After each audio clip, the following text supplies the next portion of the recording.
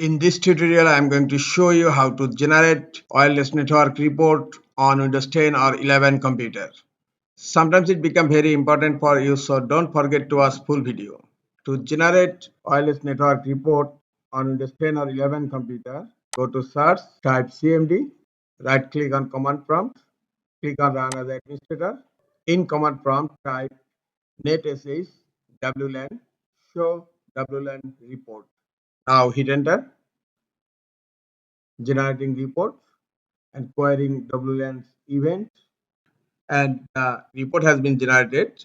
You will find the report in C drive, program data, Microsoft, Windows, WLAN report, and WLAN report latest .html. Now I am copying the location and go to File Explorer and then paste the link here. Hit enter. This is the WLAN report latest. I'm going to open it, and here you will find the summary as chart, and you will find detailed wireless network report on your Windows 10 or Windows 11 computer. This is all for today. Hope this tutorial is helpful for you. Keep watching for next tutorial. Thank you very much.